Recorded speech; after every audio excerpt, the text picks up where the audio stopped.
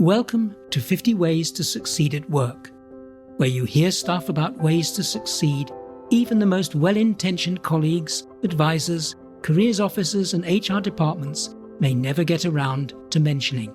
This is episode 13, Goal Polisher. Helping others with their goals can help you to succeed. Bojan is a loyal, committed, hard-working team member. When he finds himself with a new, sympathetic supervisor, he confesses, I feel a bit adrift at work. I don't seem to be getting anywhere. Can you be more specific, Bojan? What do you mean you're not getting anywhere? How can I put it? It's just somehow my future seems a solid grey blur. I can't see any clear signposts or guidelines showing progress. I think I understand, Bojan. Let me put it like this. Suppose you went on a train journey, hoping to reach the seaside, yet somehow you find yourself in Birmingham. What would you conclude from that? Yeah, I get your drift. Like, what's my destination? Exactly. How much time have you spent thinking about what you want from life? When was the last time you set yourself some formal goals? Well, I suppose That's what I thought. So, let's start by doing something about this situation, Bojan. I'd like you to think about why you need goals. Find some you care about, and come back and see me along with a plan, which we can discuss. Okay? Sure. But I'm still unclear on how I do that. So, start by listing some goals that would make your life better, or at least different, something you want to achieve.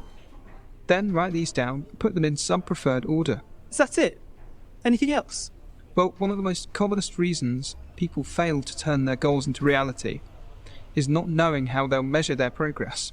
Deciding the measurement is part of polishing your goals. So how do I measure mine? You may find it helpful to use SMART goals to keep you focused and motivate you. SMART stands for making your goals specific, measurable, attainable, recorded, and time limited. You could say that these are key results. Whatever you call them, they can make a big difference to whether you succeed or fail. Bojan works on his goal setting, and to his surprise does indeed find that, at last, he has a sense of direction and purpose. A year later, he's promoted, and meeting his supervisor for the last time before he goes to a new role, says with some feeling, At last, I think I'm getting somewhere at work.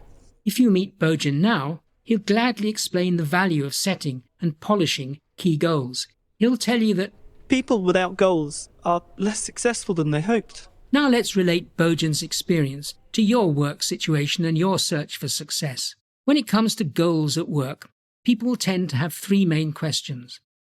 Do I need to set my own goals at work? Can't I just let my boss do it? I know all about goal setting, but it never seems to work for me. And what do I need to be sure I can reach my goals? Let's start with, do I need to set my goals at work? Can't I just let my boss do it? Now, why would you want to abandon thinking about your future? Leaving this entirely to someone else may seem comfortable, perhaps less brain demanding. Yet it will only take you so far, possibly in the wrong direction. Research confirms that employees with goals set entirely by their boss tend to have anxiety and lower enthusiasm, while those who set their own performance goals usually experience lower stress and higher spirit. So take responsibility for your goals. Find a path to make them happen. Relying on the organization for this may cause uncertainty and anxiety, leaving you emotionally exhausted. Emotional exhaustion can make you less ready to perform at work or for going above and beyond work responsibilities. In contrast, self-made goals can make you feel they're attainable. They trigger renewed enthusiasm and increase task performance. Another worry people have is, I know all about goal setting, but it never seems to work for me. There are numerous reasons why you're goal-setting creators. Watch out for these 7 possible causes. Lack of belief and skepticism. Many people don't believe what they hear. They don't think that they could do significantly more than they're currently achieving.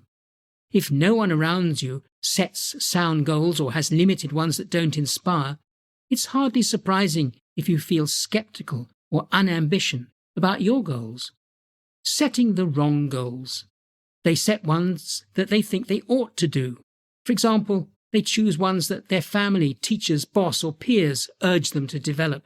It means they set goals that they pretend they want, but don't. previous disappointments. You try something once, and because you fail, you refuse to do it again, fearing embarrassment or comparison with others who've succeeded. Hanging on to previous disappointments is a sure way to kill your goal polishing. Blame others. They told you to be realistic. Don't reach beyond your ability and avoid disappointment. Fear.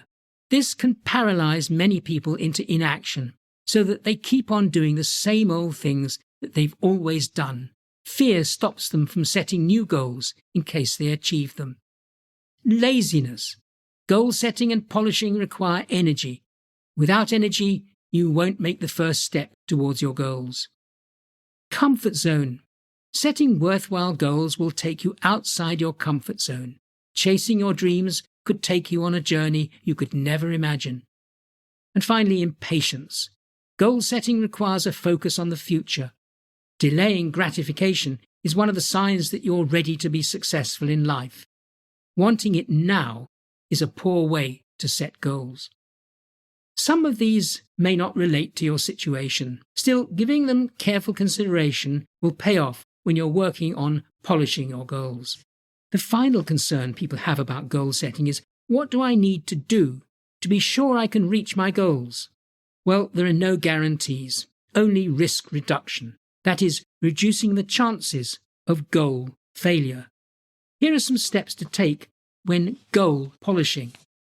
Write down your goal. Drag it out of your imagination and into a written statement of intent. This forces your subconscious to accept a commitment to work towards your goal. Set a deadline. State when you'll reach your goal. If necessary, break it into smaller steps with a deadline for each and put them in your diary or planner. Beef up your mindset. Begin working on this long before you tackle your goal.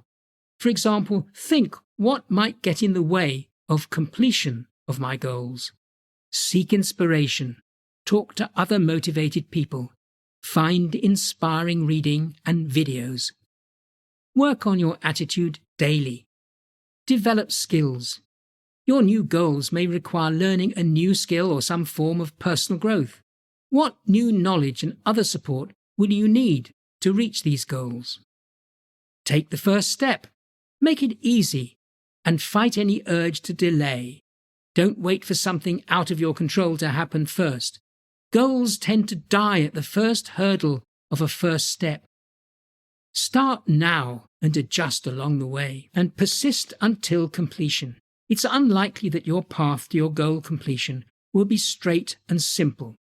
Fight the natural urge to give up when you encounter the first or later obstacles. Stay focused. Always keep the result in sight and keep moving forward. Treat each difficulty as an opportunity for learning and growth. One a day. Commit to doing at least one thing every day that moves you closer towards your goal. And finally, reward yourself.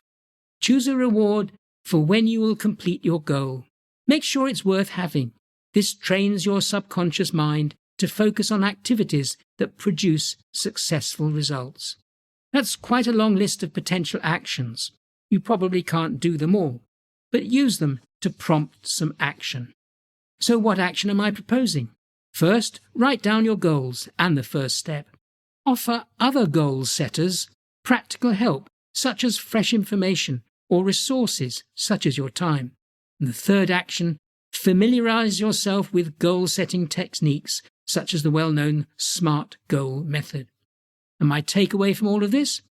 Putting others in the limelight with goals and their execution is a selfless way and a sure way to win friends and influence people at work through goal polishing. You've been listening to an episode of Andrew's 50 Ways to Succeed at Work. For more episodes, subscribe free to my regular weekly podcasts. You can catch up on past ones at the 50ways.site, where you can also become a foundation member with access to e-learning units, further reading links, and the forum, where you can ask questions, share problems, and join a growing community of people who seriously want to succeed at work. Now there's a new book and an audio version called, you guessed it, 50 Ways to Succeed at Work. Buy it at Amazon or the 50ways.site. Unmissable. Thanks for listening, and bye for now until next week.